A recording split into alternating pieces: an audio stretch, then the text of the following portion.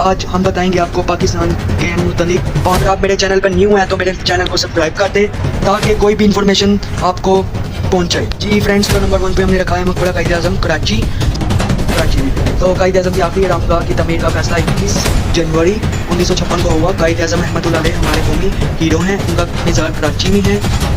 جی friends, تو ہم نے نمبر 2 پہ باب خیبر سرحد پاکستان سے متعلق انفارمیشن رکھی ہے۔ باب خیبر پوری دنیا میں اہمیت کا حامل ہے۔ یہ وہ جگہ ہے جہاں سے لیفٹیننٹ صلاح الدین ایوبی اور محمود غزنوی جیسے بڑے بڑے لیڈر یہاں سے گزرے ہیں۔ اس کے مغرب میں افغان اور مشرق میں پشاور واقع ہے۔ اس کی تعمیر 1964 میں ایوب خان کے دور میں ہوئی۔ جی فرینڈس، تو نمبر 3 پہ شاہی قلعہ لاہور۔ فرینڈس، تو شاہی قلعہ مغلوں کے زمانے میں تعمیر ہوا۔ مغلوں نے اپنی رہائشی مقاصد کے لیے تعمیر کروایا۔ اس کی باقاعدہ بنیاد 1566 میں مغل بادشاہ جلال الدین اکبر نے رکھی۔ اس کی لمبائی 466 میٹر اور چوڑائی 370 میٹر ہے۔ جی فرینڈس، تو نمبر 2 ہے مینار پاکستان لاہور۔ جی فرینڈس، تو مینار پاکستان پنجاب کے دارالخلافہ لاہور میں واقع ہے۔ پاکستان کی ایک قومی یادگار ہے اور اسی جگہ تعمیر کیا گیا۔ تو نمبر 1 پہ ہے شالامار باغ لاہور۔